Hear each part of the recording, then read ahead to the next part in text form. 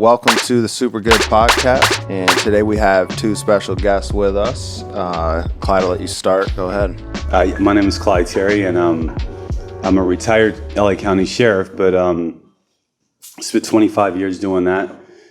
Worked in Watts, worked in Compton, retired actually from Compton as a sergeant, and then I created a program called Emerging Leaders during my time in Compton after a young kid was killed. And that was a defining moment in my life. You know, I'd been to Iraq as a police advisor and lived there for a year and lived in the red zone. I didn't live in the green zone. So, you know, sometimes we shout our way in and shout our way out. Wow. And so I'd seen death. I'd seen a lot of death. But something about this kid's life, just this kid's struggling to live, impacted my life. And you know, I don't know what you believe in or what people believe in, but I said something to God, and God gave me an answer. And so I was like, it's got to be a better way. You know, when I came on the department in 1991, we had 19,000 people in custody. And here it was 2007, and we had 19,000 people in custody. So arresting our way out of the problem wasn't it.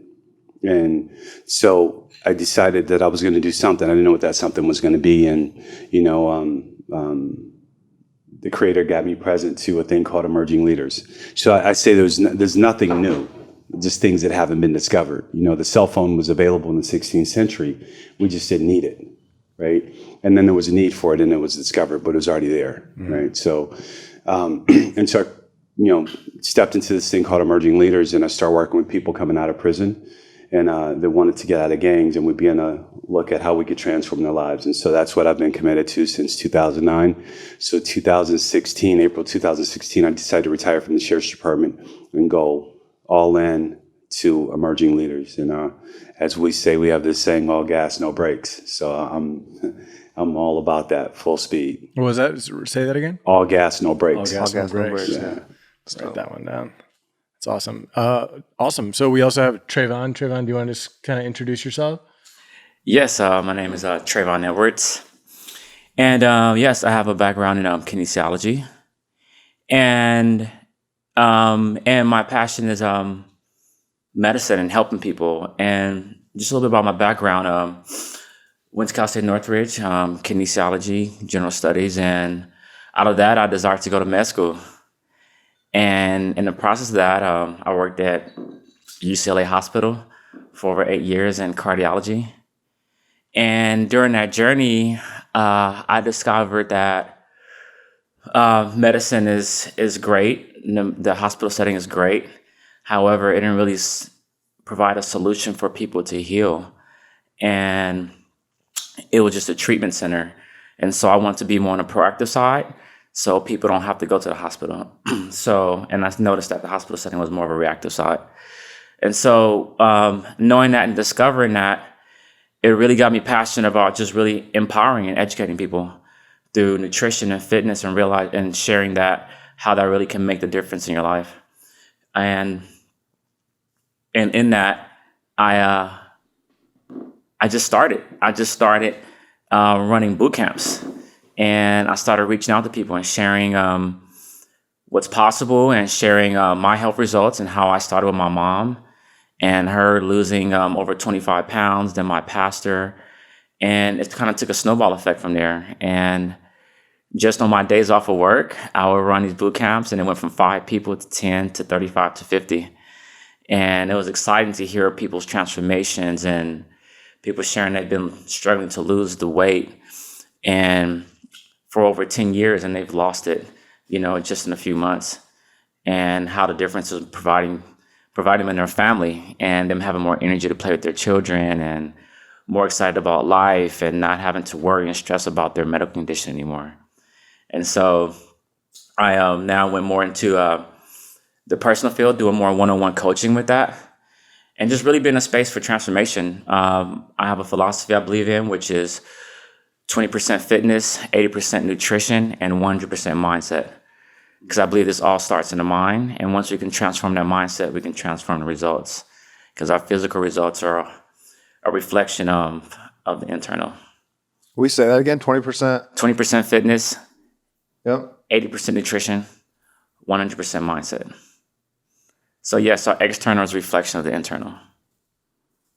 It's funny, not funny, but it's interesting you say that. So I watch a lot of Joe Rogan's podcast, and a lot of what they talk about is nutrition. And throughout history, we try to, for medical conditions, we try to give people pills like it's going to change something, but it really, I think just now and the past decade, we're focusing on nutrition as a means to get somebody, healthy and really focus on your diet, because everybody's body's different. Correct. Everybody's body's completely different. So what works for somebody, it's kind of like cookie cutter, just like with the calories and all this stuff. So focusing on someone's specifics in their body, and then having their nutrition and their health and their food match what their body's doing, you can see results, and it's pretty interesting. So it's cool. Yes, I truly agree 100%. And, I like to bring, everyone present to eating with intention and eating with purpose. And if you start to ask these questions like, is this food speaking life to my body, vitality, then it starts to occur differently. And so, and it's something else greater even emerges when you eat in alignment to what you're up to in life. So if you need energy, then we need to eat foods that provide energy. And a common misnomer thing that occurs is people think coffee is energy. Coffee is actually just a stimulant. So our actual energy comes from nutrition and vitamins. Right. As I sip this coffee right now. Well, we have some good coffee for you here. Yes. It's all good. So why is all the best tasting foods so shitty for you then? What is the I don't understand it. That's simple. So first off, if you look at the gross majority of the food, it actually has sweeteners in it, very high activating sweeteners. So you look at things like high fructose corn syrup. It's actually in bread. It's in most French fries you buy. It's in actually patties at most fast food restaurants, sodas. And so those foods that are these fats, they actually activate oxytocin, serotonin, and dopamine receptors. So it creates an experience in your mind and your body of just feeling good and sensation. And it actually can be quite addictive if you're consuming that, majority throughout the day. And for some reason, you don't know why, but you're like, I want more of that. I want more of that. But if you notice too, it's fleeting. It's quick. It's like short term. It's short term. It's like a quick burst, and then it's gone. And you go chasing it again. However, we see that it's at the expense sometimes of your health, your well-being, because you see your blood sugar spikes and then it crashes. And so you feel hyper and happy for a second, then you crash and you're like, I need another dose. Right. That's really what happens. I need another dose. And so it's interesting how that occurs. But then also what's wrapped into that is when your insulin spikes too, then your body starts to release cortisol, starts storing more body fat, just to level up that blood sugar spike, because that can't last too long. That's not a healthy state for your body. And so when that happens, we also having a burger with that high fructose corn syrup soda. And so as the American diet and lifestyle is some of the most exciting foods are in that space.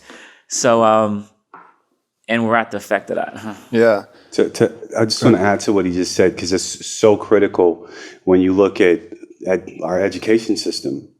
So which has us in America be in hypnosis most of the time, because we have this insulin spike and then we crash, right? So we're pretty much in trance, so which means we're highly suggestible, right? And one of the hardest things to beat, harder than cocaine, is sugar. Right, so they did a test with monkeys. They had monkeys and they gave them cocaine and some with sugar, and it was harder for them to kick sugar than it was for them to kick cocaine. So sugar is far more addicting than processed sugar is far more addicting than cocaine. So we put all this processed sugar in our system, and we become addicted to it. And like he said, all the pleasure chemicals in our body are being activated. So you have, the dopamine, and that's the reason why people do drugs, because the endorphins is exactly. And so when you're talking about shifting consciousness or shifting your diet, you also, like he said, 100% mindset is you got to shift the consciousness. Because if you're dieting, it's just that, like inside of dieting is die, right? So, so it's really shifting a consciousness to healthier living. It's not dieting. I'm shifting to healthier living. And So what ends up happening, like you have kids, for example, if the educational system made sure that kids ate a diet with protein and a complex carbohydrate before they left school and had something in the morning, that they would actually do better academically. You wouldn't even have to, you would need security guards, you would need all this stuff because they would be focused. But when you have a kid that eats top ramen or eats a bunch of sweets or hot Cheetos and a soda and then goes to sleep on that, they don't sleep well. They have nightmares. They have all of this because the body needs the nutrients at night to reproduce, right? And so it can't do that. And so then the kid wakes up in the morning. Now he's got to traverse through 3 or 4 gang areas. So he's already burned all of his mental faculties by the time he gets to school. When he gets to school, he's not thinking about school. He's thinking about how am I going to get home safely, right? And so and they eat hot Cheetos and a soda going to school. They have this burst of energy, and then all of a sudden they crash. And then something happens, and then somebody says, "Man, kill that fool." Well, they're already in hypnosis anyway, right? They're already in hypnosis, so then they become highly suggestible, and we don't realize how much that plays into our diet. Right? And when you start talking about he's the person to talk to about medicine, like medical stuff and nutrition. But as someone who studied hypnotherapy, and it's taking people and putting them into a trance-like state. So, but we're always in trance. Like when you drive home from wherever you're at, you're in trance because your subconscious mind is doing the driving because you know where you got to go, right? When you don't know where you have to go, you're a little more, checked in, But most of the times in our lives, we're checked out, and it's mostly because of diet, right? Because we're not conscious. Right. And so we're stuffing and usually because we're on the go all the time. And so one of the things that we've started doing and putting in practice is scheduling time to think, because we think on the go, but we never schedule time to think about our future, to think about our goals and outcomes, our achievable outcomes, our chief aims in life. We never think about that. We never do that. We just kind of think by default. Right. And then we think we're thinking. Right. And then, or we'll go read and process more information thinking the information is thinking, but it's not. It's just more information. But if all the information we have really made a difference, then we'd be making a difference. Right. So, life doesn't really exist in what we know and what we don't know. Life really exists in the blind spot in what we don't know that we don't know. Right. And so a lot of our teachings and our approach is like getting into the blind spot, digging into the unseen, because no one can get you can't find the answer in a book because that's somebody else's answer, right? Not to take away from somebody's writings, but that's their answer, right? But that answer doesn't necessarily work for anybody. You get insights from it, but it's not really our answer, right? And it's like I tell my students, I can't give you anything. God gave you everything. Right? We're just here to remind you of who you've always been. We just forget who we are. Right? And so, and once you start to dig into that and you start to go, oh, that's why I do that. My father said that was stupid. And I said, I'm stupid. Therefore, now my whole life's been constituted around me being stupid. So now I'm going to go get a PhD and show you how smart I am. But I'm really a dumbass with a PhD. Right? And when I really get present to that, all my father said is that was stupid. I said, as a child, I'm stupid. So my whole life has been now trying to prove to the world that I'm smart. Right? And so, like even when you look at weight, sometimes people weight in unhealthy practices. If you go back to dealing with consciousness, that 100% is mental or conscious, right. Mm-hmm. Right? Is that when you go back and look at how did I get there? Right? If I don't think that I'm worthy or good enough, then of course my practices in life would be consistent with that dominant belief. But I forgot that I was the one that created that belief. Right. That's that. So yeah, so I can add something to that. And just to even just contribute to that a little bit more. Like most of the time we're eating to feel like internal voids, and we're not really present to why we're doing what we're doing. And so if you look at it a little bit deeper, which I like to share with my clients is usually we're trying to fill internal voids externally. So, and it's like a form of escapism. So like, we don't really want to deal with things going on. There's stress going on. Then we go craving or eating these foods, which really are numbing us, sedating us. We are seeking to go drink and smoke these things to really just, to to calm the stress of that, to escape. And however, those external voids are fleeting, like we said earlier, it's just a quick burst. And then we're back at it again. And then this pattern is called like addiction, right? But they were really trying to fill in an internal void externally. And so, however, what's even greater is this comes at the expense of our health, our well-being, our finances, our family, and it's all dysfunctional behavior. However, to most of us, we're not aware that it's actually a blind spot, like Clyde said. And so we think that is something wrong with us, or we have to like fix something, but then we haven't really got to the source of that and not really present to the impact of that. And so what's really is a form of like dis-ease. There's some dis-ease going on in your life, your space, your experience. And so when you start to participate in certain behavior, it starts to manifest in your body internally as well.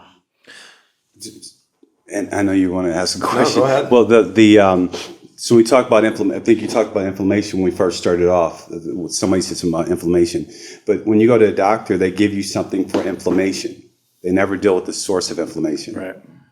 And so let's give you some ibuprofen or whatever that is, whatever the anti-inflammatory drug is. Well, it's because it's synthetic. Your pancreas can't really process it. Right. And your liver. Right. And you can't live without one of those. Right. And so what happens is we never deal with the fact that the body's toxic. It's acidic. And so it's causing the inflammation. But we never deal with that. And you can't really fault doctors for it, because when they're, the pharmaceutical industry is what pays for the medical schools, right? So when you take a test, it says, well, when a person comes to you and they have the X, Y, and Z, what do you give them? We give them these drugs, right? So some of the doctors that have been in the business and they start to realize the power of Eastern medicine, then they start to move towards that. But traditional medicine is, let me give you this drug. Right, but you start off taking one pill. If you have family members, you'll know what I'm saying. Then they end up with a bag of pills, right? Because one pill exacerbates another problem, which exacerbates another problem, and then you're diabetic, and then you have high blood pressure, and you have all these things, and you die, right? So, but somebody's made money the whole way, right? So if there's natural products that do the same thing. Right, and that's one of the things, like with a detox tea we have, is that your body's you're detoxing all the time. The body's always trying to heal itself. It has the power to heal itself. So if we're detoxing the body has now assistance. It has an aid that's helping flush it out, so then it can do what it's supposed to do. But if it's spending time flushing, Coca-Cola and drugs and all these other things out of our body, it doesn't have time to heal itself. Right? So what we're doing is we're assisting the body in healing itself so that it can do its work. So the quicker it can get the toxins out of itself, then the quicker it can start to do the things that heal itself. And so we have these things called telomeres. If you look at the DNA, it looks like a railroad track, right? Like a twisted railroad track. Well, as the body is spending so much time trying to detoxify itself, it doesn't have time to repair the tracks. And so over a period of time, the body, our longevity begins to decline. So when the body's not toxic, the body can re-heal itself, and which gives us longevity, right? And so, and that's all, when we're talking about the way you eat and all of that stuff, is really detoxifying the body and aiding the body in healing itself. And the quicker we can do that, then the quicker the body can get back to its job of healing itself. Right. And if you look biblically, it says we're supposed to live, our body's designed to live to 128. So, but the way we're living now, and when you talk about stress is it's like a saber-tooth tiger. When you go back to the day of early man, the only thing he was concerned about is a saber-tooth tiger. Now everything's a saber-tooth tiger. If you're a man, you got to have the biggest penis. You got to put it down this way. You got to do da-da-da. You got to have this kind of body. If you're a woman, you have to have the biggest breasts. You have the biggest, you have to have the best body. And then social media, like we're addicted to, how many likes. And we were talking about this when I first got here. It's like wake up in the morning and like yourself first instead of worrying about social media and if you have likes. And so like all those little stressors, all those little things, traffic, points of view, politics, and you get caught up in all that, all those things become saber-tooth tigers. So all day you're running from threats instead of like being present. So, we don't realize how much that dominates our health, our well-being. right? Well, it's like all day when you're worrying about these other things and you don't think about it, and then you come home and then you eat whatever you want because it's comfortable. That's your drug. Food is your drug, essentially. Yeah. It is. And so just to kind of reflect on a few points that you guys made, I think kind of the relationship that you guys have, it's perfect because a lot of times when you think about food, like I started intermittent fasting. I want to ask you guys about that. But like I started dieting to be completely honest, because I want to look better. I want to have that beach body. I want to be because when you look better, it gives you that confidence, right? Right. But the more I start listening to different podcasts and getting into health and nutrition and understanding the body and understanding that it's an ecosystem. My mind is the driver and my body is the car. Yeah. And so what you put into it and the parts and all that. So I'm starting to realize that. But I think this is perfect because like subconsciously there's so much shit going on in the world and then you don't focus on the eating. Most people think about food as like, all right, I need a diet to get skinny, but they don't think about I need to eat right to have energy to get past some of these other things in life that are holding me back if I had the energy to do that. And so I think with kind of your thought process just on in life in general, and then your thought process with the health and nutrition, I think is a perfect marriage. I think it makes complete sense. So one, I just want to say that. Second part, when you said, take a moment to think, I called him last night. So we had a podcast last night, and the guy on his social media, he said, thanks for the time for reflection. I don't get to do that often. And I called him, I go, I think that's a very big point. And what we're doing here with this is giving everybody a moment to sit down and talk and reflect truly on where you're at, how you got to where you're at, how you feel about things. And then it just kind of breaks down whatever point we are in life or you are in life to have this conversation with us. Let us, talk about how we feel about what you're saying, and then really think about it, and then go back and move on. And it kind of just, it gives you maybe some clarification or justification to what you're doing or whatnot. It breaks that autopilot that Clyde was talking about. Exactly. Yeah. Well, here's the reality. If you can, we always want to get somewhere, but we never want to really deal with where we are. Right. So I'm looking at the back of your computer. It says Lost York, like Los Angeles, New York kind of thing. Yeah. Right. But if I'm in LA and I want to get to New York, I need to realize that I'm in LA first. Like I'm not in the Bronx trying to get to New York City. Like I could get there in probably, minutes, depending on traffic. But if I think that I'm going to get there like I'm in Los Angeles, it's not going to happen because I need to realize that it's going to take me a little more time to get to New York, and I'm going to need another mode of transportation. I'm going to get there by car, Uber, or a skateboard, a bike. If I'm in, the Bronx or Brooklyn, I'm trying to get to the city, right? I'm going to need to find another way to get to New York. And if I want to get there today, I'm probably going to need to do that by plane. If I'm going to get there, if I got a couple of days, I can drive, right? But I need to know where I am in order to get to where I'm going. And a lot of times we don't look at, we're in a state of naivety where we don't want to really look at where we are.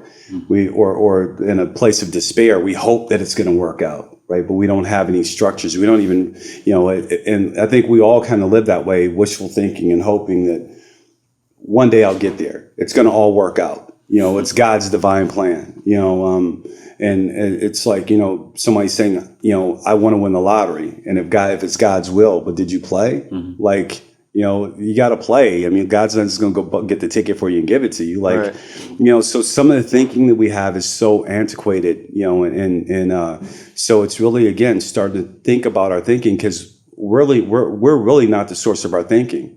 Our thinking is we inherited it, right? And then we adopt everybody else's thinking, what the media gives us, what our environment gives us, but we never really stop to think about our thinking, right? And so this gives us the opportunity to stop and look and go, is that my thought, or is that someone else's thought that I've embraced and now I've put flowers on it and called it mine?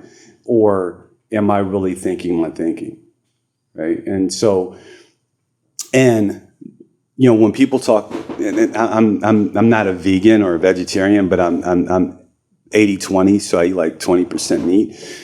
But I start thinking, like, if I need my protein, but all the animals that we eat are all vegans. right? So a cow's a vegan, the chicken's a vegan. Right. You look at a horse; it's like the leanest animal out there. It's a vegan, right? But the other part of that is we don't realize is that when we eat meat products or even fish, that if I was in Costa Rica and the guy was like, yeah, well, we make sure we're humane when we catch our fish, because if the fish is stressed out, we then eat that. Mm-hmm. And I was like, what? Like, when I didn't get that, he's like, yeah, anytime an animal's stressed, it's like when you're stressed, your body produces cortisol and all the other, chemicals. And he goes, well, animals the same way. They're, when they're stressed out, they flood their bodies with these chemicals. Well, stress hormones and all that stuff. So when they go to slaughter, that's still in their blood system. And that's what we're eating. And we're eating all that stress, right? So that was enough for me to be like, okay, yeah, I need to work my way out of this meat thing. So, and I'm not no bang against anybody who eats meat, because if you eat it, you eat it. But the thing is to understand that it's all, like you said, an ecosystem. So, I'm eating something that's stressed out, and then I begin to wonder where my stress comes from. So, yeah, I can even just expound that a little bit more. So if we look at, all right, just even look at, I'll hit a couple points right here. So we look at protein, right? Well, the normal way that we've been consuming it is, through slaughter, through farms of chicken and cows and things like that. And so what we're actually getting is protein through a secondary source, right? So the cow eats the grass, and then we go eat the cow, right? But however, now understanding that we can go directly to the primary source, which is to the plant, right? Which is where it all comes from. And so when we do that, we get, number one, an alkaline source. We're getting it directly. We're getting bioavailable nutrients, and we're skipping the acidic route through the cow, because even if you look at the way the cows in the system is now, some of the cows in our system, they're not eating all natural quality nutrients anymore. It's all GMOs, it's fast feed. It's, they found all these reports where like cows have them eating gelatin and hormones and the different drugs just to get them fat quick, and it's just more, they can just get them through the supply chain faster and get them directly to the market at a cheaper cost. And so if we start to really understand that like energy is everything and everything is energy, then we start to look at food. Like different foods have different vibrations and different energy sources. So plant-based, majority of plant-based is all alkaline energy, right? Which is it has a different level on the pH scale, right? And if we look at things like meat, that's acidic. So if you look at things that give you energy, there is higher vibration with that. And so with that, the body has higher energy states, and when you're in a higher vibration, you're available and have access to higher thoughts. You tend to be in a better mood. You tend to think more positively, versus when you're in an acidic, low vibrational state. What's down there is, depression, anxiety, stress. And what comes along with that is it starts to manifest in your physical experience of life. And so we literally can make a choice and choose what we put in our body, which is our ecosystem, which is our fuel, which affects our thought, because food does affect our mood. If we just start to just make these different decisions and be aware of that, then we also create a different experience for our life. And we're not at the effect of anything, or just saying, hey, is meat the only way I can get protein? Or did somebody just suggest that to me? Or have I been socially engineered to believe that? Or have I really taken a look and see, is that in alignment with what I really want in life? Or am I just tethered and attached to that because that's all I've been shown or been suggested to eat? So that's something that's really that I've seen, right, I kind of can really make the difference, because if you have the energy and you're feeling better, you tend to do better. You have the energy to think things through. You have the energy to be present. You have the energy to pursue things you want to do and have an optimistic belief in that space. And if you look at where energies are at, like you said, like you look at stress in animals and things like that, we're consuming that. And we can't really be oblivious to that or in denial of that. And so we really get to be aware of that and really think about what we're thinking about. And so just those shifts in those spaces can really make the difference. So when you, trying to, how I articulate this. So let's say you are a low income, poverty stricken family. You're eating ramen because it's cheap. You're eating some of the stuff that's cheap. And you have these day-to-day things that you have to worry about. You got to get through this neighborhood, you got to go to school, you're getting bullied on, you're getting this, especially for kids, but even adults. What is the process, to get them, to make them aware of, because you would think like, I'm not worrying about food right now. I'm eating whatever the hell I can eat because I got life to deal with. But if they actually knew, well, wait, if you did focus on what you're eating, this life to deal with would be a little bit easier. How do you get them to understand that? Well, okay, first. Or anybody to understand that, really. Right, and I really want Clyde to expand on that, but then I want to point to something right there that most are not aware of. So if you look at these low-income areas, look what most of their food sources are that are around them, the institutions, the fast food restaurants. If you really look at that, and it's like, it's just these, they're flooded with liquor stores, right? Flooded with, I have this thing I said, they put the poison on sale, right? So you see like these chips, right? And it's right there. It's like they giving them like a free hit, right? And it becomes like addictive. So if you look at it, you see those areas are flooded with like, these institutions, with the fried chicken and the fast food. And they don't really have any other offerings, right? And if you look in those areas are written with crime, right? Right. And some things you see in those market, I'm like shocked and appalled. And then I drive like 15 minutes east, and none of that stuff is even available. Like Beverly Hills, isn't it illegal to even have a fast food? Right, it's not even available. There's not one fast food restaurant in There's Beverly Hills. No fried chicken, no quick Chinese food. There's none of that stuff there, right? Yeah. And so then I look at certain areas where I live in, where I have like 6 to 8 whole food based markets in my area. And there's a certain consciousness over there. There's a certain affluence over there. There's a certain crime level over there that's not present in certain areas. And so, and it's crazy to see, or not crazy, but it's interesting to, once you take a step back and look and be like, oh, wow. Like they're being drugged, like drugged 2 times, from like their food source and then from what's going on in the streets over there. So it gives very little access and opening to enlightenment. So those areas are going to be very contaminated with crime and written with low vibrational energy, like the behaviors that come as a reflection of that. And so, like, that's no coincidence. Right. That's no coincidence at all. And so, what I really like to share and really be present to is like giving them access to something and giving, because they don't know. They only know what they know. They're doing the best they can from where they're at. However, they don't have to be at the effect of that once they do know. And they can choose powerfully, and people can start to demand things and start to speak up for that community. And so, and then know they can powerfully choose this instead of that, and knowing that, like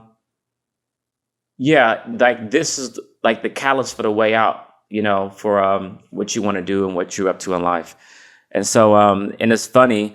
It's not funny. It's not a coincidence that if you look at these minority communities, you're seeing like 77% are like written with heart disease. Like what? How? What's going on there? Why is that? And then you look at like the diabetes and obesity rates. Like the numbers are staggering. It's like an epidemic. It's like, and then no one's just really speaking to that. They're just getting treated through it, and people are getting, this pharmaceutical industry is profiting at a major level to that. And these people are like, this affects like their family dynamic, their generations. They can't even really focus on what they're up to in life because they're dealing with the stress of high blood pressure, diabetes, and these conditions in their life. And that's always in their space with everything they're doing and thinking about. And so it gives them little availability to think about what's possible and what's next, because what's right there for them is, my mama had this, my daddy had this, we have this, this is quote unquote hereditary, which nothing is, only the habits of that. And so that's what's being dealt with. And so, however, bringing education and empowerment to that is something that me and Clyde are passionate about. So I know you got a hard break. So I just want to just About 5 minutes, yeah. kind of close with this. Is that Bruce Lipton and Dr. Bruce Lipton and Dr. Joe Dispenza, they talk about this, and they epigenetics, right? Is that only 1% of all diseases is hereditary. The rest is we take on the thought patterns and beliefs of our family members and then in our environment, and therefore we become susceptible to the diseases and whatnot. And we think that they're hereditary. Oh, well, my parents had diabetes. Well, because we take on the same eating habits as our parents. We take on the same stressors as our parents. Oh, we had heart disease in my family. But we take on the same stressors. And so in changing that consciousness, I think Trayvon talked about this, is that, you have all these fast food restaurants that are there in the community. So here's the thing. When we get the nutrients and the minerals that we need, we're not hungry all the time, right? But what happens is when we don't get the nutrients and minerals, so like we're eating these foods at these fast food restaurants, it's empty calories, right? It's full of calories, but there's no nutritional value, right? So our body is craving minerals. It's craving the vitamins. And so the brain is triggered to believe that I'm hungry, but I'm not really hungry. I need minerals. And so the body starts to break down the minerals that we naturally have, like in our bodies, our bone structure. It starts to take away the calcium and all this stuff like that. And so it needs to be replenished. So it keeps triggers the thing that says, I'm hungry, but I'm eating more junk as a result to become obese. But and even our some of our vitamins are not very good, and when you look at your digestive tract, it's so filled and cluttered. So if you say this is your digestive tract, and it's filled all the way up to this point from here to the wall with years and years of waste, that when the vitamins and nutrients go into your into your system, it's trying to get through, but it can't, because it's got to go through this wall of cement that's now hardened over, however old you are, years of this food that we put in our body and we haven't detoxified. So what happens is, if you're not taking something that's immediately available to you, like bioavailable, like where it's absorbed through the mucous membrane, or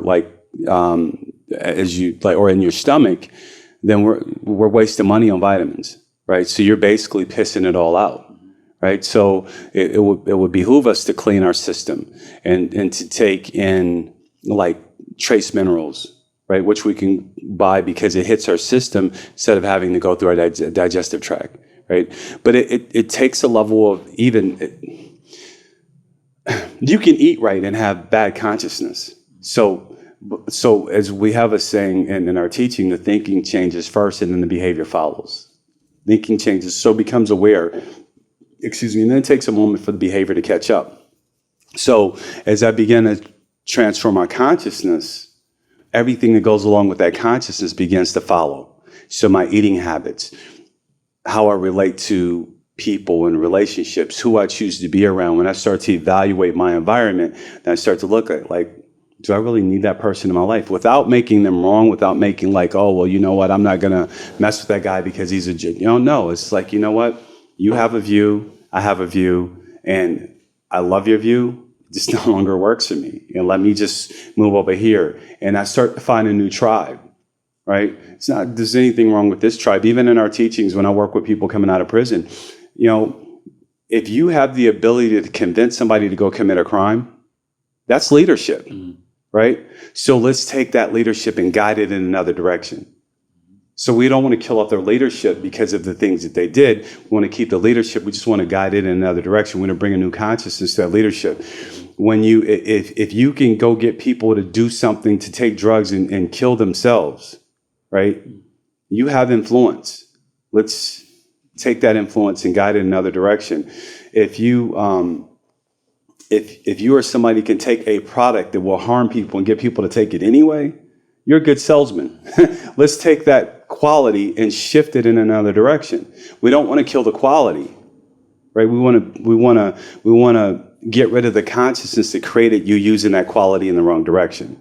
So we're going to keep the quality, just change the consciousness so the quality can still be used, right? So, man, thank you. Thank you. Yeah, and I You wanna just close anything? Yeah, I mean, we could talk forever. talk for so long. I think this is part one. I would say. Right. I guess as far as the supplements, what we'll do is we'll put the information up when we eventually post this and all that. But is there anything you guys want to say? I mean, I think people kind of get into your mind a little bit, but anything you want to say about what you guys are starting and where it's available? Yes, amazing. So, yes, really quick. So, the first gateway is, if we really want to start changing our health and change our life, we got to start, cleansing, cleansing our mind, cleansing our body, detoxifying.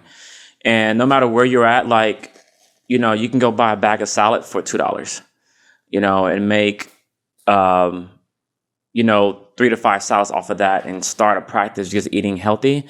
Healthy doesn't always have to be expensive. However, that's just what we come to believe. And sometimes the market kind of just presents it like that. And so we got to start the cleansing. So something that we're really proud about and we've seen that's work is the detoxification, like Clyde said, like our intestines and things like that. We got to detox and clean that out so we can even start to absorb the nutrients. It's not what we eat, it's what we absorb. And so when we start to clean those things out, then our body starts to absorb these nutrients. We start feeling a difference. We start seeing a difference. And so that's really, really the key. And when we start cleansing, we start feeling the impact. We realize we don't actually need 2 to 3 cups of coffee. If we're absorbing properly, we just need 1. And that'll be all the foods that we need, even the foods that we eat. And so we have an amazing supplement here. A detox tea is actually 100% natural, 100% organic. It's an ISO tea.